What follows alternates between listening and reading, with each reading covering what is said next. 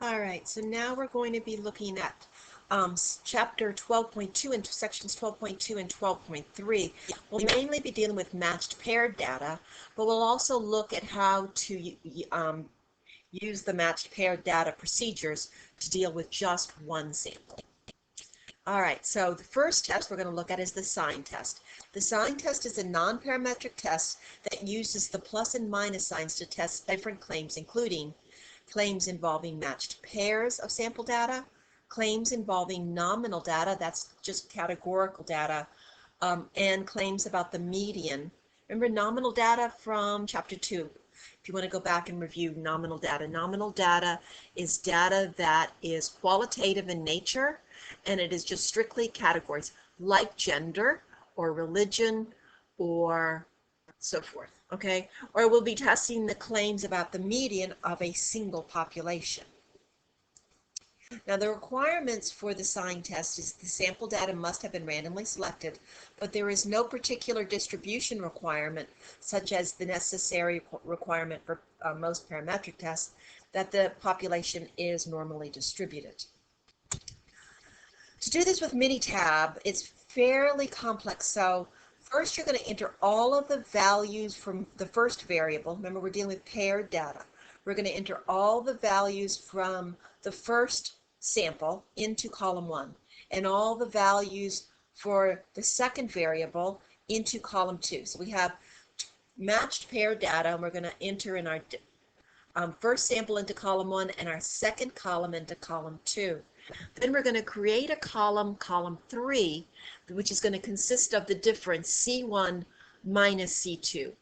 We're going to do this by going to Calc and then Calculator. In the box it says Store Results in Variable, enter C3 or your first empty column. In the expression box, enter C1 minus C2 and click OK, and you will get all of the differences of C1 minus C2 into column 3.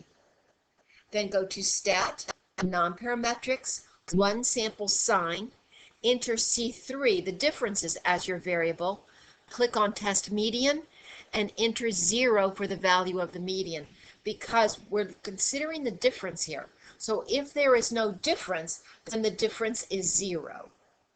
And then enter the appropriate value for the alternative hypothesis, either greater than or less than 0 or not equal to 0.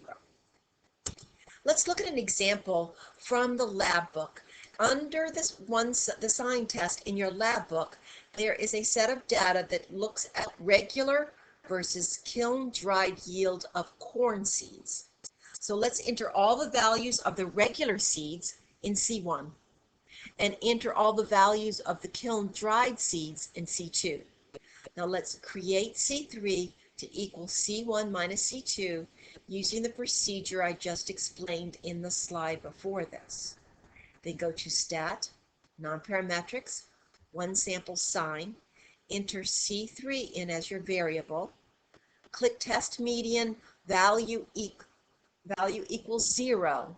Now we're just testing the claim that there's a difference between these two types of seeds. So we're going to be, if all we're testing is the claim that there's a difference, then our alternative is not equal to, then click OK. And now let's look at the results. Now we had 11 pairs of data, and so n equal to 11 tells us we have 11 pairs of data. It says below equals 7. That means we have 7 differences that were below 0. Equal equals 0 means we had no differences that were equal to 0. And above equals 4 means that we had 4 differences above 0. P equals 0.5488.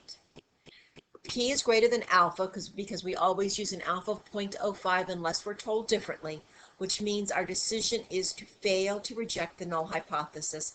There is not a significant difference in the yields of regular versus kiln-dried seeds. Now, suppose we want to use this sign test to just test one sample. We can do that. What we do is we enter all the values from our one sample into a column. Then go to Stat, Nonparametrics, One Sample Sign, enter the claimed value of the median to be tested. Now in this case, we will have a claimed value. Then enter the appropriate alternative hypothesis. Let's look at an example. On your data disk, there are 106 body temperatures. Enter the body temperatures into a column. Let's call it column 1. Now go to Stat, nonparametrics, and one sample sign. Enter click the box that says test median and enter the value of the median to equal 98.6. Now we want to test the claim that this set of data has a median less than 98.6. So we're going to enter less than as our alternative. Click OK, and let's review those results. N equal to 106 tells us that we entered in 106 values. Below equaled 68, which means there were 68 values below 98.6. There were 15 values exactly equal to 98.6, and there were 23 values that were above 98.6. In this case, our p-value is 0, which is certainly less than or equal to 0.05. So we reject the null hypothesis.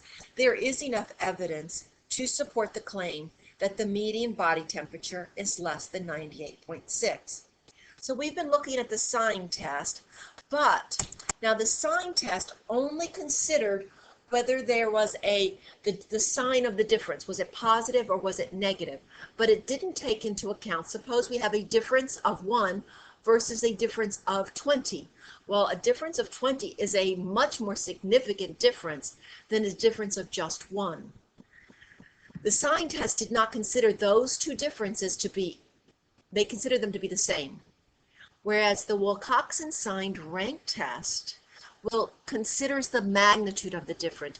It would give much more weight to a difference of 20 than it would to a difference of 1. So it is a more powerful test, and in my opinion, a better nonparametric test to use for matched pairs data or for one sample data. Now this is a nonparametric test that uses the ranks of sample data consisting of matched pairs. It tests the null hypothesis that the population of differences has a median of 0. The null hypothesis is always the matched pairs have differences that come from a population with a median equal to 0 versus an alternative that matched pairs have differences that come from a population with a non-zero median. Maybe we think it's not equal to 0, maybe we think it's less than 0, maybe we think it's greater than 0. The requirements for the Wilcoxon signed rank test is that the data consists of matched pairs that have been randomly selected, and the population of differences has a distribution that is approximately symmetric about the median. If this requirement is not made, that is really the only reason why I would use a signed test. Now remember, the signed test only uses the signs of the differences, where the Wilcoxon signed rank test uses the magnitude of the difference, which is a more powerful result if we have this requirement here being met, if the distribution is approximately symmetric about the median. Now let's look at how to do a Wilcoxon signed rank test. The Minitab procedure, we enter the data the same as we did for the sign test. We enter variable 1 into a column, we enter variable 2 into another column, and then we do a column 3 equal to C1 minus C2 by going to calc and then calculator, using the same procedure that we did with the signed test. Then once our data we have the differences in C3, we go to Stat, nonparametrics, and a one sample Wilcoxon test. We enter C3 in as our variables. We click test median and enter a value equal to 0 if we were doing a matched pairs test, and then select the appropriate alternative hypothesis. Let's look at the same example that we did with the sign test, the regular versus kiln-dried corn yield. Remember, we had 11 pairs, and so if you still have that up with Minitab, we can we go to stat nonparametrics, one sample Wilcoxon, and write the one sample Wilcoxon here, and then we will get the test statistic is called the Wilcoxon statistic.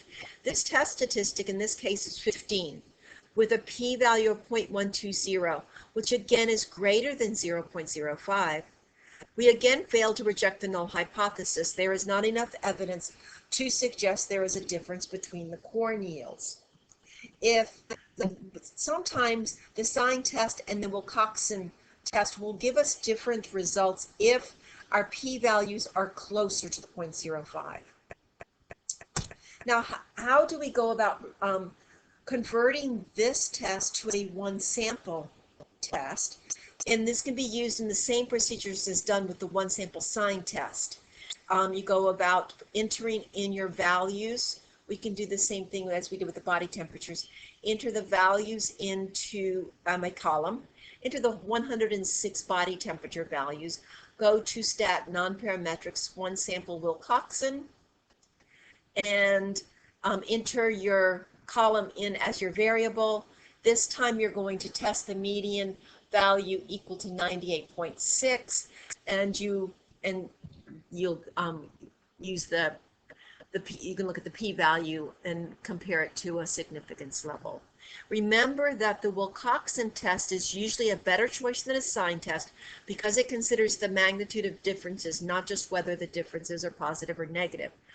But in order to do the Wilcoxon test, we have to have the requirement that the values about the median are approximately symmetric. We have about the same look to the left of the median and the right of the median when we look at a histogram is approximately mirror images of each other. All right, so that's the end of looking at matched pairs. We are now going to, in the next lecture, look at if we're looking at independent samples instead of matched paired samples.